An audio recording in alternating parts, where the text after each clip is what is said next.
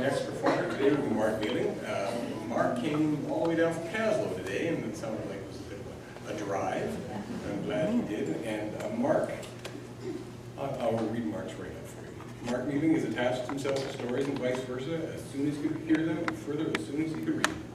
So many years later, he heard Duke sing for the first time and wondered about their distinctiveness.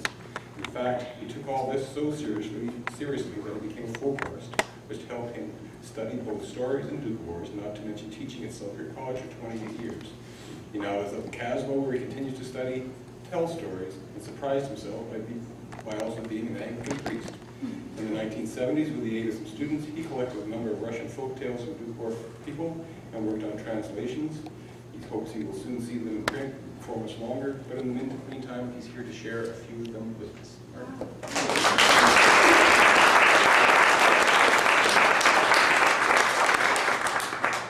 It was about a century ago that Doukhobors moved from Saskatchewan to British Columbia, where they built village compounds with 2 large houses and a U-shaped annex and a couple of other buildings behind.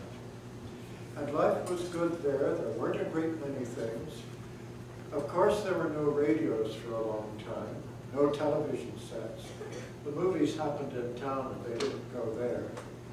And a few books, but next to no picture books at all. So when it was an afternoon like this, about this time of year, one of the things children would expect and grown-ups would listen to would be when the children asked for stories, from Djedushka or Matrushka, from grandfather or grandmother. So let's for a moment imagine that we're sitting in a room in one of the annexes. Father and mother are back over by the side. It's about this time of day. And one of the children says, Matrushka, tell us a story. So grandmother says, well, she says, you know, grandfather Djedushka Michael, he planted radishes in the spring, horseradishes, and one of them was different. And each of them grew up and put out its leaves, and that one did, but under the soil it got to be as big as a horse. And harvest time came. And Djedushka Michael went out, and he pulled this radish out, and that radish out, and this one, and pulled this one. And it didn't come. And he called Matrushka. Matrushka Masha, come and help. So Grandpa took the radish, Matrushka took the back of his belt, and they pulled, and they helped me, pulled, and the radish didn't come out. Grandmother scratched her head. She called the boy, Peter, come and help.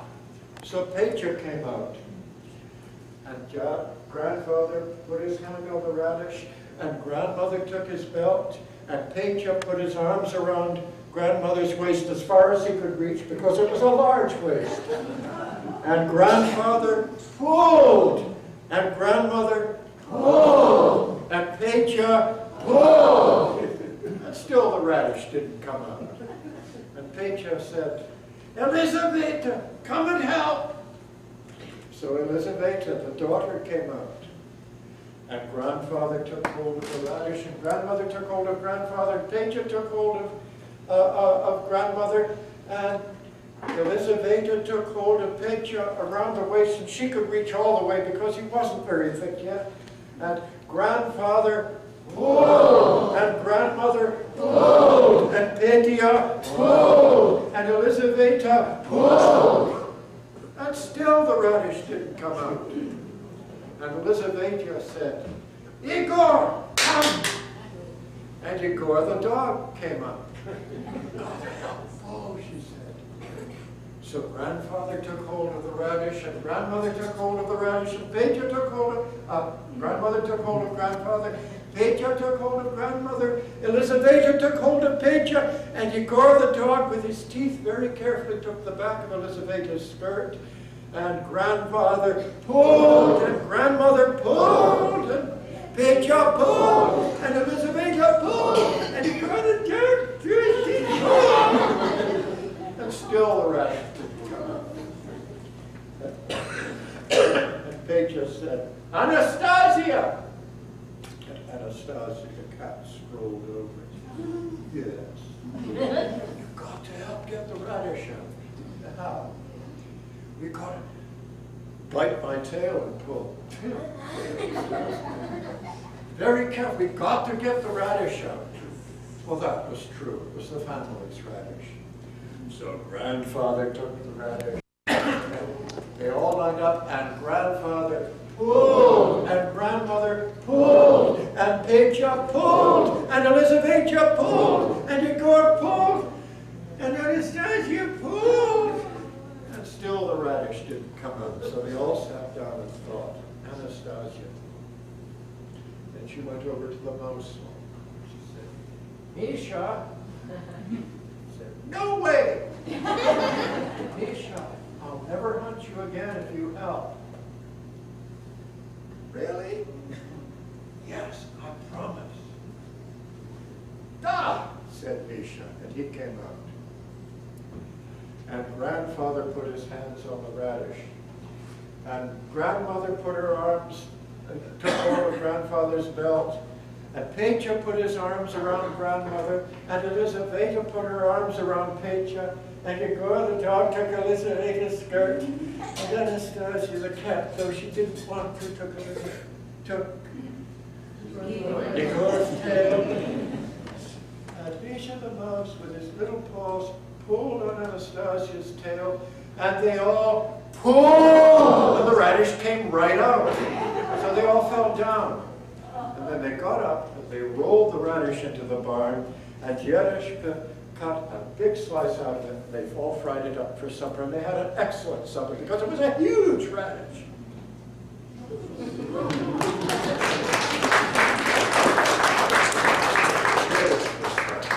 That's a silly story. And Matryoshka said, only because his grandfather in it. I'll tell a story, says Yereshka. This is a story also about people living together. Once upon a time there was a mouse, Mishka Narushka, burrowing mouse. She had no home. So she went wandering, and she went out into the field. And in the field she found a horse's skull lying in the grass not far from the creek, white and clean. She went around it, she looked at it. She looked in one of the eyes. It was empty and clean inside. Just in case. Terem, terem, teremok, ati, ati, attic, if we were going to say it in English. Who lives in this attic? Nobody answered. So she moved in and she set up keeping house. And things went well, and one day, Terem, terem, teremok, who lives in this attic? I, Mishka Narushka, you? Who are you? I am Kvakushka Hakushka, croaking frog. Now, I have no place to live. Can I move in with you? Well, yes, move in, said Mishka Narushka. And they lived there, and they lived well, and they lived on, and one day, who lives in this attic? I, Mishka Narushka, and I, Kvakushka Lagushka. And you, who are you? I am Komar Pisku, whining mosquito. Can I live with you? Mishka Narushka said, if you don't bite. No. So they let him in, and he sang the children to sleep with his whining voice. And they lived on, and they lived well. And one day,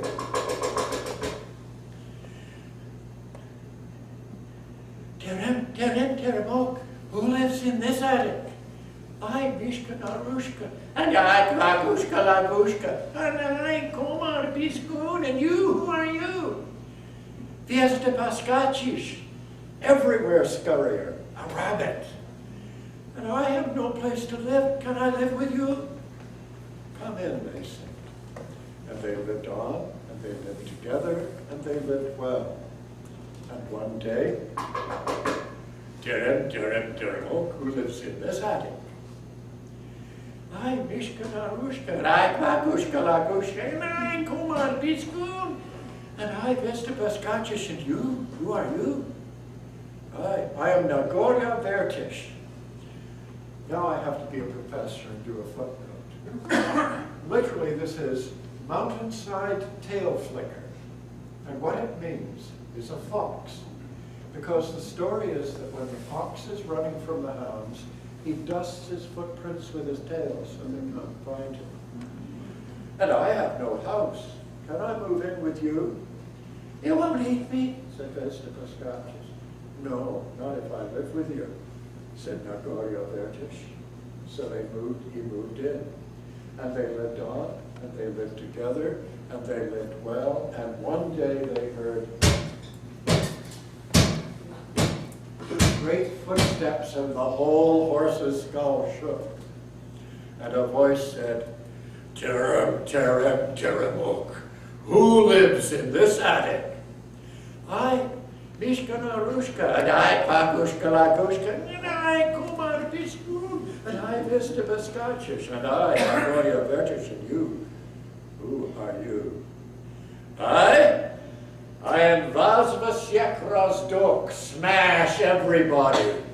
And he did it, Misha the bear, with his great big foot. He stood on the skull and he crushed it to pieces, all of them inside. That's a terrible story. That's the wrong ending, said Matryoshka.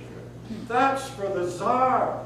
We're living in peace. Listen, children, she said. He came by and he said, who lives here? And they all said they lived here. Well, said Misha the bear, if you are living in peace so different, I won't disturb you. And away he went. And when we collected the story, we got it in both forms.